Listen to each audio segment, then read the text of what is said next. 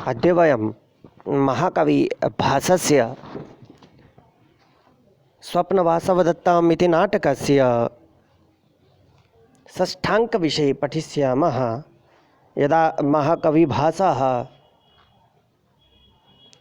घोषवती नामिकां वीणां प्राप्नोति तदा स कथयति यत् भो वीणा, त्वं मालिन्यमेव कथमनुभवसि? अहमपि वासवदत्तायाः विरहे मालिन्योऽस्मि इति कथयित्वा स राजा विलापमपि करोति। नाट्यशास्त्रे यद्यपि विलापस्य मञ्चनं नोपयुक्तं वर्तते, तथापि घटनादृष्ट्या विलापमिदं समीचीनमेव प्रतीयते। अभिज्ञानशाकुन्तले अपि राजा षष्ठे अंके उपवने गत्वा अनेन प्रकारेण एव विलापं करोति।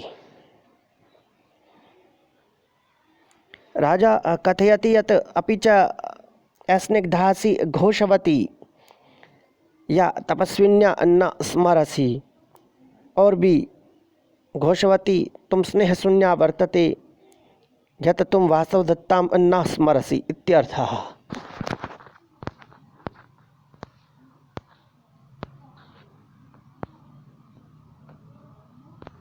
अधुना श्लोकोऽपि अत्र आगच्छति। राज्ञा द्वारा श्रोणी समुद्वहन पार्श्वनिपीडितानि खेदस्तनान्तरसुखान्युपगूहितानि उद्दिश्य मां च विरहे परिदेवितानि वाद्यांतरेषु कथितानि न सस्मितानि। पुनश्च श्रूयतां श्लोकस्य विषये। श्रोणी समुद्वहन पार्श्वनिपीडितानि खेदस्तनान्तरसुखान्युपगूहितानि उद्दिश्य मां च विरहे परिदेवितानि वाद्यांतरेषु कथितानि न सस्मितानि। श्रोणी समुद्वहन पार्श्वनिपीडितानि। श्रोणी समुद्वहनेन इत्यस्य तात्पर्यमस्ति भागधारणेन। पार्श्वेन निजपक्षेण निपीडितानि मर्दनानि खेदस्तनान्तरसुखानि खेदे श्रमे सति स्तनान्तरे कुछ मध्यभागे सुखानि सुखोत्पादकानि उपगूहितानि आलिंगतानि च पुनः विरहे वियोगे माम उदयनम उद्दिश्य अभिलक्ष्य परिदेवितानि विलपितानि च वाद्यांतरेषु संगीतविरामेषु यदा संगीतस्य विरामो भवति तस्मिन् काले इत्यर्थः। सस्मितानि समन्दहासेन कथितानि भाषितानि न स्मरसीत्यर्थः। अतिस्निग्धा इत्यस्य व्याकरणात्मिका टिप्पणी वर्तते। स्नेहरहिता न स्निग्धा इति नञ् तत्पुरुषः। श्रोणी समुद्वहन पार्श्वनिपीडितानि। श्रोण्या कटिप्रदेशेन समुद्वहनानि च इति द्वन्द्वसमासः। समुद्वहनं समुत् उद्वह लुट् प्रत्ययः अत्र विराजते। निपीडितानि नीच प्रत्ययः क्ता प्रत्ययः। खेदस्तनान्तरसुखानि खेदेषु संगीतश्रमेषु स्तनयोः अन्तके मध्यभागे सुखानि उपगूहितानि आलिंगनानि परिदेवितानि। परि उपसर्गपूर्वकात् देवशब्दः क्ता प्रत्ययः बहुवचने नपुंसकत्वे च परिदेवितानि। सस्मितानि मन्दमन्दहास्यम् इत्यर्थः। स्मितेन सहितं सस्मितम्। छन्दसवर्णने अत्र वसन्ततिलकः छन्दो अस्ति। उक्ता वसन्ततिलकात् तवजा जगौगः इति वसन्ततिलका लक्षण वसन्ततिलका छन्दस्य लक्षणं 14 वर्णावृतैः वृत्तमिदं वर्तते। हिंद्याम् अस्य अर्थो अनेन प्रकारेण भवति, उस बेचारी का अपनी कमर पर तुझे ढोना, अर्थात वासव दत्ता द्वारा तुम कमर पर ले जाई जाती थी, बगल से तुझे दबाना, वासव दत्ता तुम्हें एक बगल से दबाया करती थी, थक जाने पर सुख से स्तनों के बीच में तुझे सुला देना। हे घोषवती वीणा, जब तुम अथवा वासव दत्ता बजाने से या तुम बजने से थक जाती थी तो तुम वासव दत्ता के स्तनों पर विश्राम किया करती थी। विरह में मेरे बारे में रोना कल्पना, और जब वासव दत्ता से मैं थोड़ा दूर हो जाता था तो वासव दत्ता तुम्हारे द्वारा आक्रंदन किया करती थी, अर्थात खुद दुखी होती थी और तुम्हें भी दुखी स्वर में बजाया करती थी। बजना बंद हो जाने पर बीच बीच में हंस हंस कर मुझसे बातें करना, और कभी कभी जब मैं पास में रहता था तो तुम बजना बंद हो जाती थी और मेरे से वो हंसती हुई बातें किया करती थी इत्यादि। तुम कुछ याद ही नहीं करती हो, अर्थात हे वीणा तुम तो याद करो। इस प्रकार राजा बार बार वासव दत्ता की याद में विलाप करता हुआ मंच पर मंचित होता है। अधुना अग्रिमः श्लोको अपि अत्र वर्तते।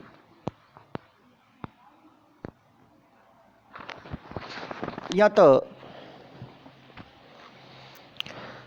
राजा कहता है, राजा कथयति अधुना वयस्य मामेवं मित्र एतादृशी मा वक्तव्यम, एतादृशं न वक्तव्यम् इत्यर्थः।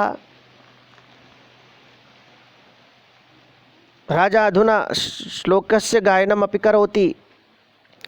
चिरप्रसुप्तः कामो मे वीणया प्रतिबोधितः, तां तु देवीं न पश्यामि यस्या घोषवती प्रिया।